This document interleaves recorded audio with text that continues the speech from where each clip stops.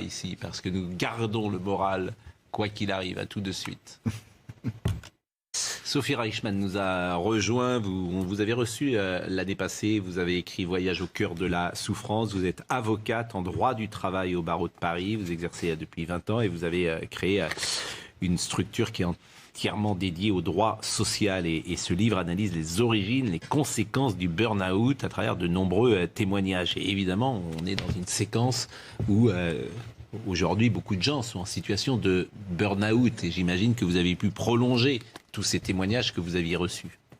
Tout à fait. Donc, on s'était vu effectivement il y a 1 an pour parler de la sortie du livre, donc coécrit avec un psychiatre, Guillaume Font, sur les sujets du burn-out, etc. Donc, je dirais qu'on est au cœur de l'actualité avec la crise sanitaire que l'on rencontre à l'heure actuelle et qu'on ne peut qu'en constater effectivement les cas de burn-out qui explosent. Toute la presse en parle effectivement, notamment avec le télétravail bien sûr.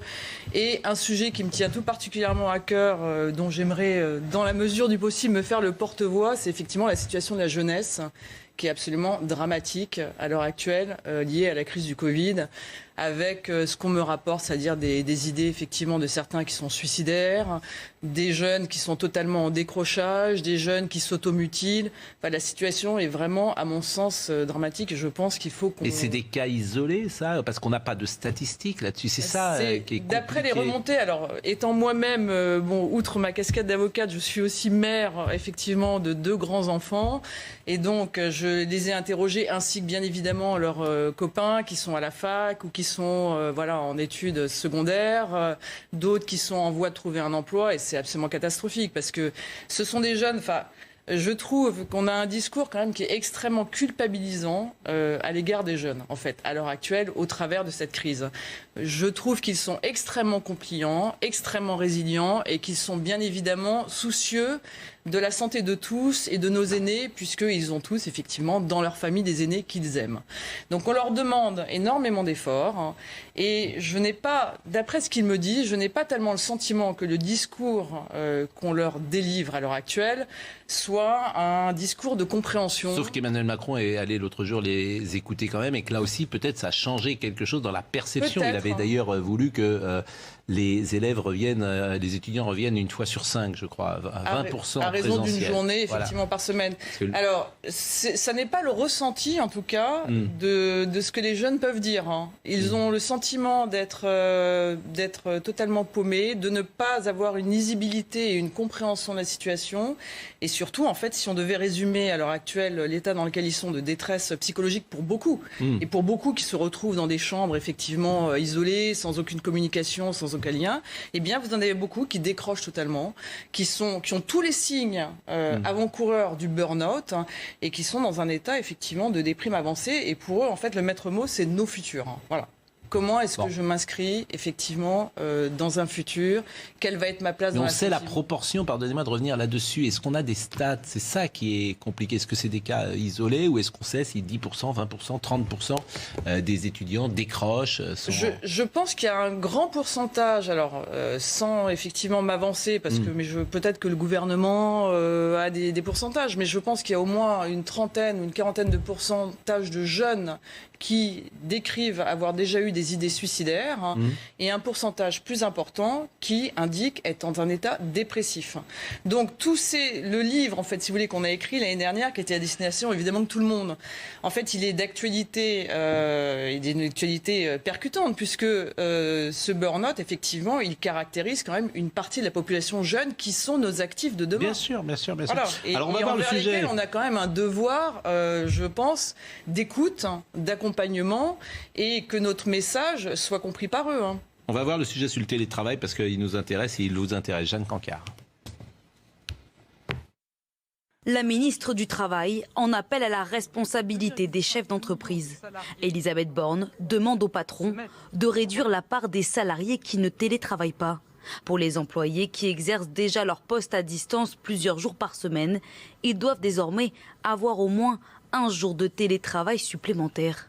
Des efforts indispensable pour réduire la circulation du virus. Tous les lieux de contamination sont fermés. Donc le seul endroit où les gens se contaminent aujourd'hui, c'est au travail. Et on est quasiment le pays d'Europe où on télétravaille le moins. Donc effectivement, si on a une capacité de faire quelque chose pour freiner l'épidémie et un petit peu soulager les services de réanimation, c'est en augmentant le télétravail. Un système qui doit donc durer, mais qui ne fait pas toujours l'unanimité auprès des Français. Personnellement, bien que mon métier me permette tout à fait de faire du télétravail, je préfère aller au bureau. Les entreprises, elles devraient peut-être plus nous faire télétravailler. Quand on est chez soi, on est assez isolé. Après, en ce moment, je comprends, on n'a pas le choix. La semaine prochaine, Elisabeth Borne va réunir différents secteurs professionnels où un relâchement a été observé.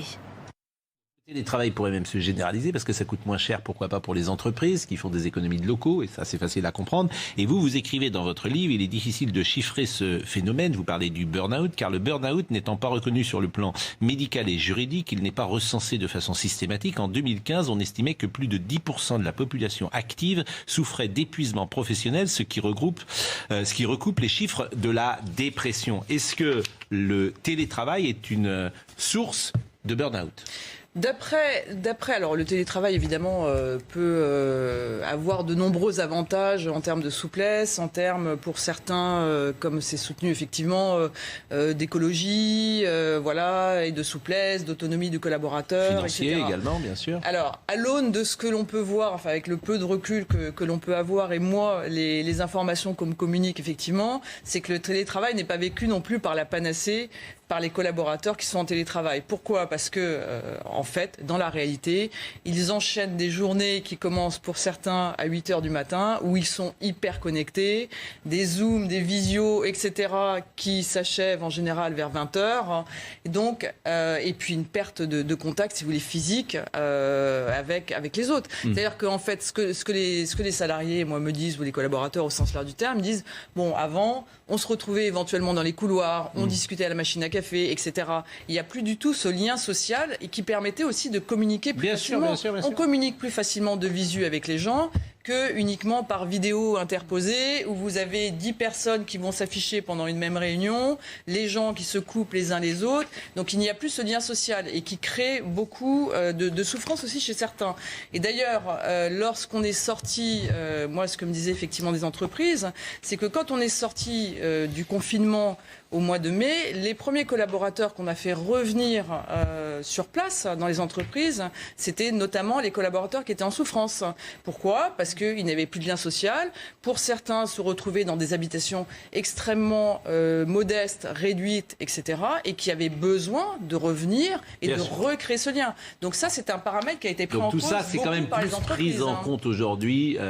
On écoutait tout à l'heure Jean Castex, manifestement tout ça est quand même intégré et c'est une bonne chose. Bon, Voyage au cœur de la souffrance, c'est donc publié chez Lattès. Est-ce que vous avez peut-être une remarque ou à faire? On découvre assez tard, effectivement, la condition de cette jeunesse, parce que c'est quand même assez longtemps que nous avions alerté ici même sur la condition déplorable psychologique des étudiants, mais pas que des étudiants, des plus jeunes enfants aussi. Je le disais, je crois que dans le Figaro de ce matin, des tentatives de suicide chez des jeunes enfants également. Donc c'est quelque chose d'épouvantable, mais au prétexte d'être solidaire des plus âgés, nous avions oublié d'être solidaires des plus jeunes. Donc il y a un équilibre qui se Mais sans compter qu'on a compris ça très tôt. Tout ce que vous décrivez aujourd'hui, effectivement, dans la partie de la jeunesse qui a été ignorée, on l'a compris pendant le premier confinement, puisque souvenez-vous, les visites étaient interdites en EHPAD, et très rapidement, les directeurs d'EHPAD même ont dit, en fait, ce qui fait l'humanité, c'est aussi la relation, et on observe un syndrome de glissement plus important que le Covid lui-même dans les EHPAD.